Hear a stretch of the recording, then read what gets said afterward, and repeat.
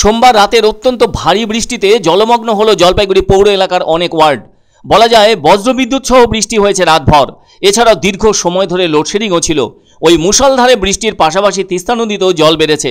তার কারণ মঙ্গলবার সকাল 6টা নাগাদ জলপাইগুড়ি গজলডোবা তিস্তা ব্যারেজ থেকে ব্যারেজের জলের চাপ কমাতে ছাড়া হলো 1383.29 কিউমেক জল। জলপাইগুড়ি সেচ দপ্তর সূত্রে ওই জল ছাড়ার সংবাদ মিলেছে। এদিকে আবহাওয়ার পূর্বাভাস অনুযায়ী উত্তরবঙ্গে ভারী বৃষ্টি হয়েছে। জলপাইগুড়ি জেলা জুড়ে বিক্ষিপ্তভাবে বজ্রবিদ্যুৎ সহ ভারী বৃষ্টি চলেছে। অন্যদিকে তিস্তা নদীর মেখলিগঞ্জ এলাকা এবং NH-31 জলঢাকা নদীর ওপর হলুদ সতর্কতা জারি করা হয়েছে, যা কিনা জলপাইগুড়ি সেচ দপ্তর সূত্রে জানানো হয়েছে। সবচেয়ে বড় কথা, ওই দুটি নদীর অসংরক্ষিত এলাকায় ওই ধরনের হলুদ সংকেত জারি করা হয়েছে। গজলডোবা বাঁধ স্থাপিত হয়েছে 1998 সালে তিস্তা নদীর উজানে ভারতীয় অংশে। গজলডোবা বাঁধের মাধ্যমে তিস্তা নদীর নিয়ন্ত্রণ ভারতের হাতে এসেছে, কেননা 1998 সালে তিস্তা নদীর বাংলাদেশ সীমান্তে 60 কিলোমিটার উজানে ভারত সরকার ওই বাঁধ নির্মাণ করে।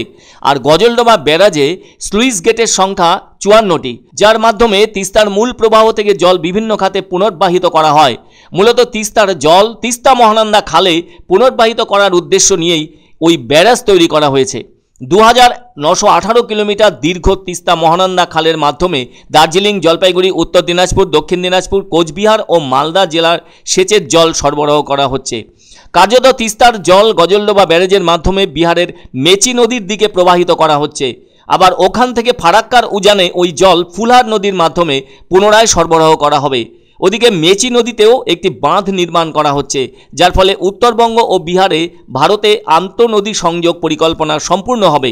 অন্যদিকে যে সমস্ত অঞ্চলে বৃষ্টিপাত হয়েছে তাতে সবচেয়ে বেশি বৃষ্টির বিষয়টি ধরা পড়েছে লোয়ার তিস্তা অঞ্চলে, যার ফলে জলপাইগুড়ি এলাকার ভেতর গজলডোবা অঞ্চলে বৃষ্টির পরিমাণ 105.8 মিলিমিটার, দোমাহনি অঞ্চলে 81.8 মিলিমিটার, জলপাইগুড়ি শহর এলাকায় 166.5 মিলিমিটার বৃষ্টি হয়েছে, নেওড়ায় 111.4 মিলিমিটার বৃষ্টি হয়েছে। তবে সবচেয়ে বেশি বৃষ্টি হয়েছে আলিপুরদুয়ারের হাসিমারা এলাকায়, যা প্রায় 218.6 মিলিমিটার।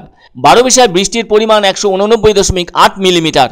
তবে একটা কথা বলতেই হচ্ছে, এক রাতের বৃষ্টিতে জলপাইগুড়ি শহরের অনেক এলাকা জলমগ্ন হয়ে পড়েছে, বিশেষত করলা নদীর নিচু এলাকা, যা কিনা 25 নম্বর ওয়ার্ডের মধ্যে পড়ে। সেই সব এলাকা ছাড়াও জামতলা, বোসপাড়া, নিউটাউন পাড়া, মহামায়াপাড়া, কংগ্রেস পাড়া, বাতাসার গলি, ঘোষপাড়া, বউবাজার যেমন জলমগ্ন হয়ে পড়ে, তেমনি শহরের 2 নম্বর ওয়ার্ডের ভেতরকার অনেক জায়গাও জলমগ্ন হয়। পান্নাপাড়ার হাইড্রেন দিয়ে তীব্র গতিতে সেই জল গদাধর ক্যানেলের মাধ্যমে গদাধর নদীতে পড়ে দক্ষিণের দিকে বয়ে চলেছে। তবে জলপাইগুড়ি পৌর এলাকার ভেতর বর্ষার বৃষ্টিতে জল জমে ওঠা নতুন কিছু নয়, আর পুরবাসীদেরও বিষয়টা গা সওয়া হয়ে গিয়েছে। অনেকে বলছেন জলপাইগুড়ি শহরটা যেন এক ধরনের বেসিনে পরিণত হয়েছে। তাছাড়া ওই জলমগ্নতার হাত থেকে শহরবাসীর একটা বড় অংশকে রক্ষা করবার জন্য সুষ্ঠু পরিকল্পনার প্রয়োজন। এর আগেও একাধিকবার শহরবাসীকে নানা পরিকল্পনার কথা শোনানো হয়েছে, সেসব বক্তৃতার মাধ্যমে কিংবা কোনো সময় শিলান্যাস করেও, কিন্তু তার বাস্তবায়নের কোনো ছবি শহরবাসী দেখেননি। সেজন্য বর্ষা তো সবে শুরু হয়েছে, এমন জলমগ্নতা আরও কতবার যে দেখবেন শহরবাসী তা ঠিক নেই। তাতে পৌরসভার পক্ষ থেকে কোনো উদ্যোগ দেখা যাবে কিনা তা পরিষ্কার নয়। অসুবিধা হয়, তার কারণ স্কুল, অফিস সবকিছু আছে, যাতায়াতের খুব কষ্ট হয়। তাই যার কারণ আমিও ডিউটি থেকে আসলাম হসপিটালের থেকে, শুকনা দেখেছি, এখন বাড়ি যাব ভিজতে ভিজতে। জলটা যদি কোনো ব্যবস্থা হতো।